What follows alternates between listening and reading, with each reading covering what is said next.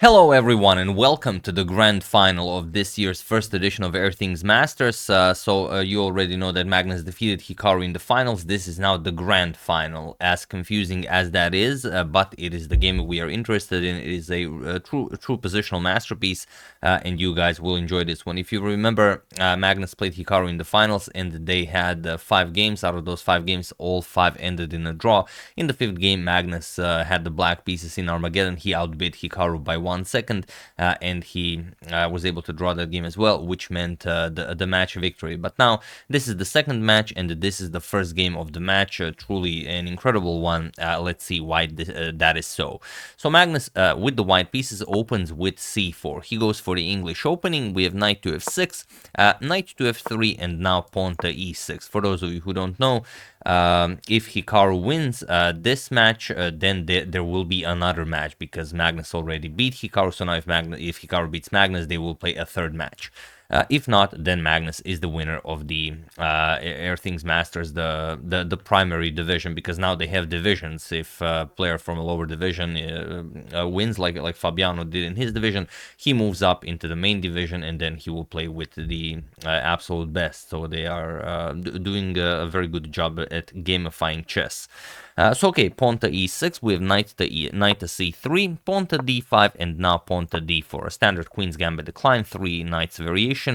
D captures on c4, the sharp Vienna variation, and e4. White grabs the full center, and black grabs the flank on the queen side. Pawn to e5, and now knight to d5. This is all very standard stuff, nothing new here. Knight captures on b5, and now knight back to b6. And standard for white is here knight to bishop to e2, but Magnus goes pawn to a3. Not new, but very rare. So knight to c6, and now bishop to e3. There is a game where bishop to e2 was played. Magnus goes bishop to e3, and it is now, as of move 9, that we have a completely new game.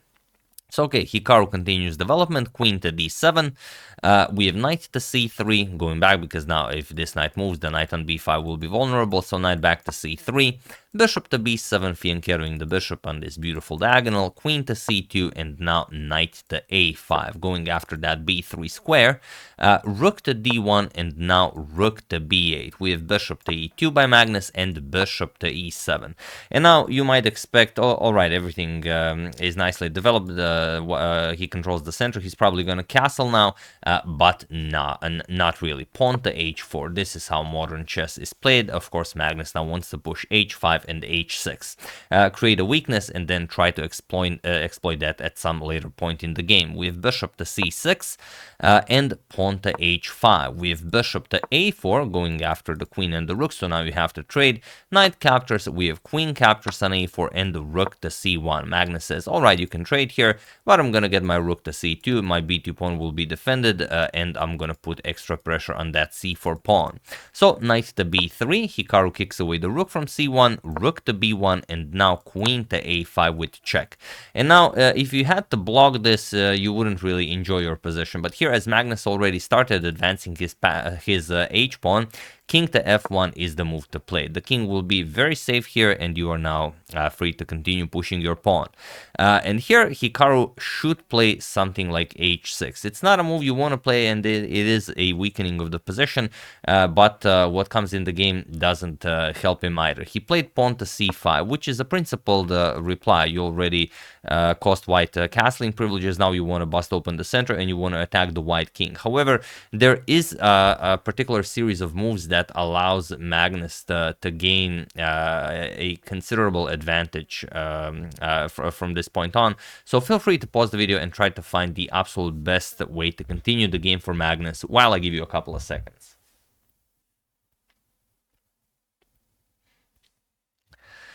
So for those of you who were able to do it, congratulations on spotting this absolute positional brilliancy. And for those of you who just want to enjoy the show, it is pawn to h6. Or you could capture on c5 and then play pawn to h6, doesn't really matter, because it works both ways. So what do you do now? You can't really ignore this. G captures on h6, you just know this will cost you the game if you play this. So your choice here is g6. And that's exactly what Hikaru played. Now comes d captures on c5, and the point is, what do you recapture with? If you recapture with the knight, which is possible, then you allow knight to d4, and now you're threatening this monster fork here against the queen, rook, and bishop. And even if black stops this, you're going to put a bishop on f3, still gain control of the c6 square, and this will be very, very shaky at best for black.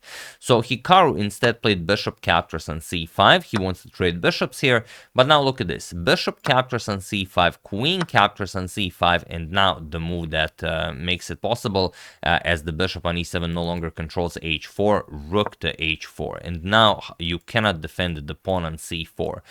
Or you could, but it will probably cost you dearly. Like if you try rook to c8, of course, white will capture on c4 because now the knight on b3 is undefended. Let's say knight captures on c4, queen captures on b3, knight captures on e5. Now, the problem is there's this queen to a4 check. And now how do you reply to this? Let's say king to e7, now b4 comes, and you will have a lot of problems playing this. Okay, b4 is not maybe an absolute must, but you should always throw it in. Your pawns will be much closer to creating a passed pawn in the future, and also once the black queen moves wherever, you're just gonna capture on e5 and then pick up the a7 pawn, because the black queen will have to recapture. You're gonna pick up this pawn with check. You will have two connected passed pawns on the queen side and excellent winning chances. So it would be silly not to include b4 here. That's the reason why Hikaru decides it's not worth trying to save that pawn, because I'm gonna have to give up the other one. Let's just castle and hope for the best. And now Magnus collects his pawn. Bishop captures on c4. We have rook f to c8, attacking the bishop and basically forcing the trade that followed. Bishop captures on b3. Queen to b5 check, now attacking Magnus's queen, so Magnus has to block with queen to e2. We have queen to e2, now queen captures on b3. We have rook to b4, attacks the queen, queen to a2, and now hoping to get a5 and a4 in, sort of to control the two strong pawns on the queen side. Rook to d1, and now pawn to a5. Attacks the rook, rook b5, and pawn to a4. And here, okay, for the moment, Hikaru is controlling the two queenside pawns. We have queen to e4 by Magnus, now putting pressure on the a4 pawn as well if the knight ever moves. We have queen to c4 check. Hikaru forces a queen trade, and okay, queen captures, knight captures, rook captures on b8, rook captures, and now rook to d4. Here Magnus is up a pawn, and you will see just how well perfect Magnus plays this out and makes use of that pawn, because it's not easy to push those pawns. Hikaru blockaded the he does have a 2-to-1 disadvantage on the queen side, but he nicely blockaded the pawn, and he's attacking the b2 pawn, and it seems like he should be okay, but rook d4 is such a monster move. The problem is you can't really do anything. If you play, let's say you play knight captures on b2, which is possible, king e2. How is the knight ever getting into the game? There's no way for this knight to get into the game. You can't go here, you can't go here, you can't go here, you can't go here. You can't move the rook from the back rank, otherwise you get checkmated. So this is very, very close to a complete zugzwang. So instead, after rook to d4, Hikaru plays rook to c8. He had rook captures is also impossible because just rook captures on c4. So rook to c8, and now rook to d7. Now Magnus shifts his attention to the f7 pawn. He's gonna play knight g5 and go after that weakness. Knight captures on b2. Hikaru has nothing better. Now comes knight to g5 and rook to f8. Hikaru has to go into passivity with his rook here. Now again, rook to d4. Very important, keeping the knight where it is. Now the rook is controlling c4, d3, and d1, and the knight has no squares. So rook to c8, the rook can move once again, but now rook to f4, attacking the f7 pawn here. And the problem is there's no good way out of this. If you play rook to f8, then again king to e2 takes away the d1 square from the knight, and again this is now complete zugzwang. The knight has no squares. If the rook moves, you lose the f7 pawn. If the king moves, you lose the f7 pawn. There's no move you can make. If you play f6 or f5, just e captures and f6 en passant, this is resigns. You would not want to be in this position. So instead, rook to c1 check. The only other option left for Hikaru, we have king to e2, rook to c2 check, king to e3, rook to c3 check, king to d2, and now the rook again, well, is left with very few choices. If you capture the pawn, then rook d4. How are you stopping checkmate? You have to play something like king f8, then you lose this pawn with check, then the knight moves, then h7, h8, and it's game over.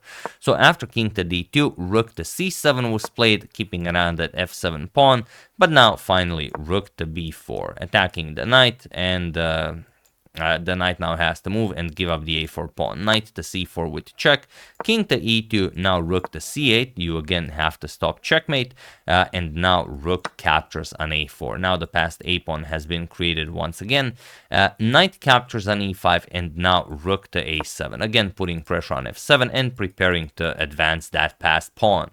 So knight to g4, and just a calm knight captures on f7. You don't have to worry about a move like rook to c2 check, because even if you go after the pawn's knight captures on f2, just knight g5, and look at this. Again, not that arrow, obviously. Checkmate is being threatened, and if you go back, rook to c8, knight captures on h7, knight f6 check. Again, it's a game over. So after knight captures on f7, rook to b8 was played, now pawn to f3. Leaving Hikaru with 0 counterplay. Rook to b2 with check. We have king to d3. Now the pawn is completely irrelevant. Knight to f2 check. King to d4. Rook to d2 check. King to e3. And now rook to a2. You are out of useful checks. Now comes knight to g5, threatening checkmate. And here Hikaru played knight to d1 with check, but also it was in this position on move 50 that Hikaru Nakamura resigned the game, as there is nothing more to be done here. Once the king escapes check, let's say king to d4, you can deliver a few more checks. Let's say another check here, king f6.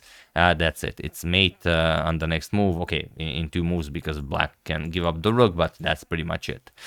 So yeah, very, very nicely done by Magnus. He won the first game, then games 2 and 3 ended in a draw, and game 4 also ended in a draw. But even though Magnus was in a completely winning position, it's important to win the match, not the games here, so he accepted the draw in a completely winning position, which I understand that some of you don't appreciate, and I don't appreciate it either, but it is important to win the tournament. So in that position, of course, everyone would do that. It's not like it's a game and then you want like, you know, future generations to marvel at this game. Okay, you got a winning position, you accept the win in the tournament, a reasonable thing to do.